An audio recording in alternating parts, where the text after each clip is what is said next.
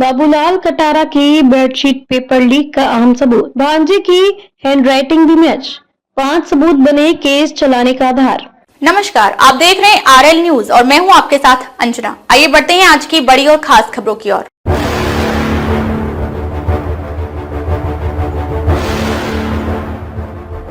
राजस्थान लोक सेवा आयोग आरपीएससी के सीनियर टीचर भर्ती परीक्षा 2022 में हुई पेपर लीक मामले में महत्वपूर्ण जांच पड़ताल के बाद अब आरोपी बाबूलाल कटारा के खिलाफ कोर्ट में केस चलाने की अनुमति मिल गई है। यह कदम सरकार द्वारा 10 जून को अदालत में अभियोजन स्वीकृति के रूप में पेश किया गया। यह मामला तब उजागर हुआ जब बेकरिया थाना उदयपुर में एक शिकायत के आधार पर एसओजी स्पेशल ऑपरेशन ग्रुप ने जाँच शुरू की। जाँच में कई अहम सबूत मिले जो पेपर लीक माफिया के तार को सीधे तौर पर बाबूलाल कटारा से जोड़ते हैं। खास बात यह है कि इस मामले के 5 मुख्य सबूत सामने आए हैं जिनके आधार पर सरकार ने अदालत को केस चलाने की मंजूरी दी। पहला बड़ा सबूत एक डबल बेड की बेडशीट है जिसने इस पूरे कांड की परतें खोल दी। जांच एजेंसी ने अनिल कुमार मीना, जिसे शेर सिंह मीना के नाम से भी जाना जाता है, के 2 मोबाइल जब्त किए। इन मोबाइलों में से एक का डेटा फॉरेंसिक लैब FSL को भेजा गया। वहां से जब डेटा रिकवर किया गया तो पता चला कि मोबाइल में हैंडराइटिंग में लिखे प्रश्न पत्रों की कई तस्वीरें हैं। इस तस्वीर में सवालों के पन्ने एक डबल बेड पर रखे गए थे जिस पर सफेद रंग की बेडशीट थी जिसमें हल्के लाल रंग की धारियां और पत्तियों का पैटर्न साफ दिखाई दे रहा था।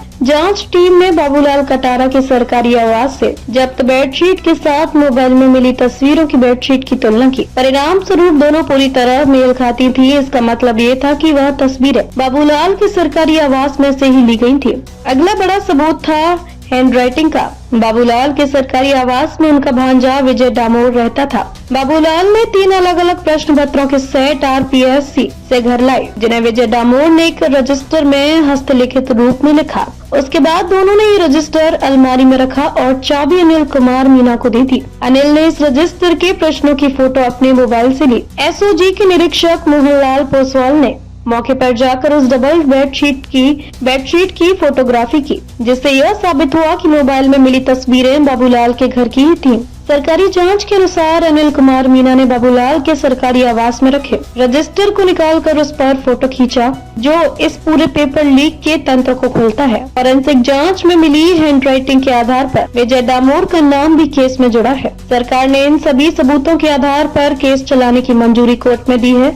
अब इस मामले में बाबूलाल कटारा सहित अन्य आरोपियों के खिलाफ मुकदमा अदालत में चलेगा। यह मामला शिक्षा प्रणाली में भ्रष्टाचार और पेपर लीक जैसी घटनाओं के खिलाफ कड़ी कार्रवाई का उदाहरण माना जा रहा है। पेपर लीक जैसी संवेदनशील परीक्षा में फर्जीवाड़ा रोकने के लिए यह कदम एक बड़ी सफलता माना जा रहा है। आगे की कार्रवाई में कोर्ट सभी सबूतों की पड़ताल करेगा और आरोपी पक्ष को अपना पक्ष रखने का मौका मिलेगा। इस केस से जुड़े फॉरेंसिक और तकनीकी सबूत आगे की जाँच को मजबूती देंगे।